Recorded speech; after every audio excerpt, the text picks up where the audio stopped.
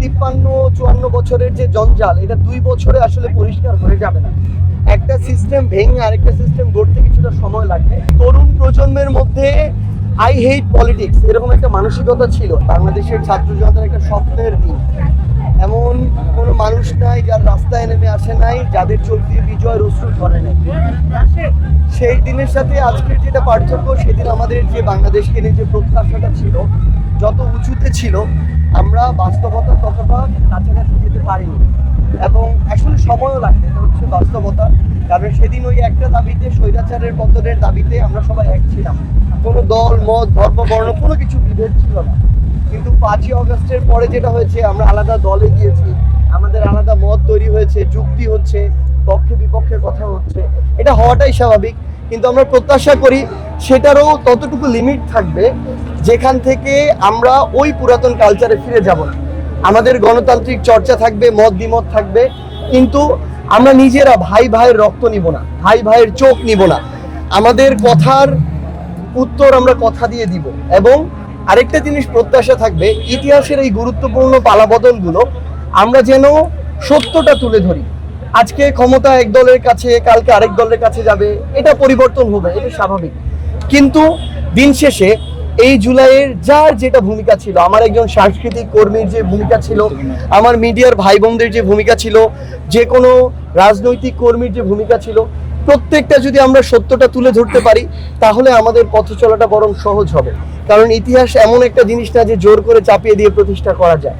তো আজকের দিনে আমরা সেই বিজয়টা উদযাপন করতে চাই ওই 5ই অগস্টের মতো দলমত নির্বিশেষে। এখানে বিএনপি, জামাত, এনসিপি আলাদা কিছু না, বা ছাত্র দল, ছাত্র শক্তি, শিবির, এগুলো পার্থক্য আমরা করতেই চাই না। আমরা চাই যে আমাদের আসলে এই ধরনের মানে ভেদাভেদ করা এই সময় এখনো হয়নি, বরং একসাথে মিলে দেশটা গড়ে তোলা প্রয়োজন।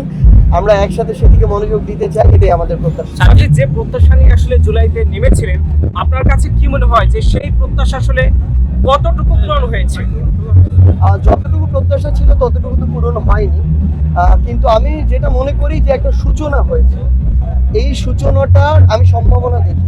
53-54 বছরের যে জঞ্জাল, এটা 2 বছরে আসলে পরিষ্কার হয়ে যাবে না। একটা সিস্টেম ভেঙে আরেকটা সিস্টেম গড়তে কিছুটা সময় লাগবে। সেই জায়গা থেকে যদি আমরা সবাই মিলে রাইট ট্র্যাকে থাকি, জনগণ যদি প্রত্যেকটা দলকে প্রশ্নের মুখে রাখতে পারে, যৌক্তিক সমালোচনার মুখে রাখতে পারে, আর কেউ যদি পথ থেকে বিচ্যুত না হয়, সে যেই দলই হোক, শুধু বিএনপি না, এনসিপি হতে পারে, জামায়াতও হতে পারে, আমরা মনে করি তাহলে ধীরে ধীরে আমরা ওই পথে এগিয়ে যাব। হয়তো 5 বছর লাগতে পারে, হয়তো 10 বছর লাগতে পারে। আপনি বলছেন প্রত্যাশা পূরণ হয়নি, এই 2 বছরে আসলে আপনার চোখে কি কি পরিবর্তন চোখে পড়েছে? আমি যেটা দেখি যে 24-এর আগে তরুণ প্রজন্মের মধ্যে আই হেট পলিটিক্স এরকম একটা মানসিকতা ছিল, এবং রাজনীতিতে তাদের কোনো অপিনিয়ন ছিল না, কোনো পার্টিসিপেশন সেভাবে ছিল না। যেগুলো ছিল এগুলো লোক দেখানো। কিন্তু এখন যেটা বাংলাদেশের এই তরুণ প্রজন্ম বাংলাদেশের পলিটিক্সের বয়ানটা নির্মাণ করে, ন্যারেটিভ দেয়, পারসেপশন তৈরি করে, সক্রিয়ভাবে অংশগ্রহণ করে। অনার্স 4th ইয়ারে পড়া একটা ছেলে সংসদে সংসদ সদস্য হিসেবে মানুষের কথা বলছে, কিংবা কৃষকের ছেলেরা গিয়ে কথা বলছে। 29 বছর বা 28 বছর একটা ছেলে বিরোধী দলীয় চিফ হুইপ হয়েছে। বাংলাদেশে এমন একটা রাজনৈতিক দল আমরা দেখছি যেখানে তাদের পরিবারের কেউ মন্ত্রী, এমপি, প্রধানমন্ত্রী ছিল না। সেই পরিবারতন্ত্র ভেঙে আরেকটা রাজনীতি আসছে।